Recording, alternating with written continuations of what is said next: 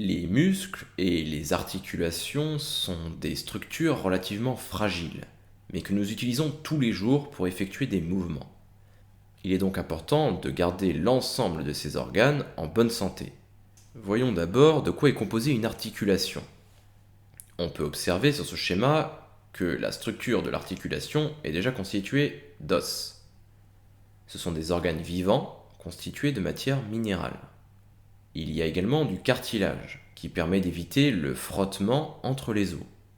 On peut également observer de la synovie. La synovie forme une pellicule sur les faces internes de la capsule articulaire et cette synovie a notamment pour fonction de réduire la friction en lubrifiant l'articulation. Elle va également nourrir l'articulation puisqu'elle fournit de dioxygène et des nutriments. Les ligaments vont relier les os entre eux.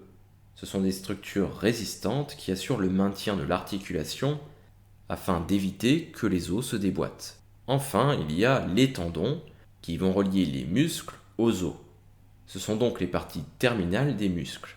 Le muscle est constitué de petites fibres musculaires dites striées. Lorsque ces dernières se contractent, le muscle va entièrement se contracter également. Cette contraction va permettre de tirer sur le tendon qui va lui-même tirer sur l'os. C'est ainsi qu'en se contractant, le muscle va pouvoir faire fonctionner l'articulation. Cependant, l'articulation est une structure fragile qu'on peut facilement abîmer ou détruire. Voyons à présent les différents types d'accidents musculo-articulaires qui peuvent arriver.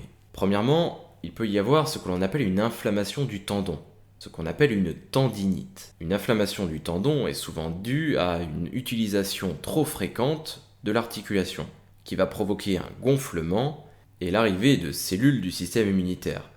Cette inflammation crée une douleur qui va alors persister. Autre accident possible, une rupture du tendon. Cela peut arriver lorsqu'on fait certains sports, le tendon va simplement lâcher, casser.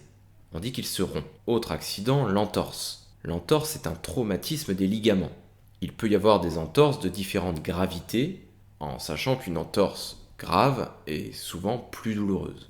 Les muscles peuvent eux aussi subir des blessures. On connaît tous les fameuses courbatures qui arrivent après avoir fait du sport. Les courbatures sont en réalité des micro-lésions à l'intérieur du muscle. Rien de grave puisque le corps va détruire ce qui ne fonctionne pas correctement pour ensuite réparer en mieux. Les courbatures ne sont donc pas une mauvaise chose. Mais la blessure du muscle peut être plus importante. On peut avoir une élongation ou même une déchirure qui peut provoquer une forte douleur. Autre accident possible, la luxation. La luxation concerne l'os. Lors d'une luxation, vous allez simplement vous déboîter un os qui va sortir de l'articulation. En général, la luxation se répare facilement, il suffit de remettre l'os en place. La fracture. La fracture concerne également un os, mais cette fois, l'os va être cassé. Il existe différentes gravités de fracture, mais dans la plupart des cas, il faut plâtrer. Dernier type d'accident musculo-articulaire présenté ici, l'arthrose. L'arthrose est une affection chronique qui se manifeste par des douleurs au niveau de l'articulation. Une personne qui a de l'arthrose a des cartilages qui sont abîmés, usés. Cela peut être dû à un excès de sport ou bien une mauvaise alimentation. Comment éviter ces différents accidents musculo-articulaires ? La plupart du temps, ils sont dus à un excès de sport ou à une mauvaise alimentation. Afin d'éviter ces accidents, il est donc important de bien s'alimenter et de faire du sport en fonction de ses capacités.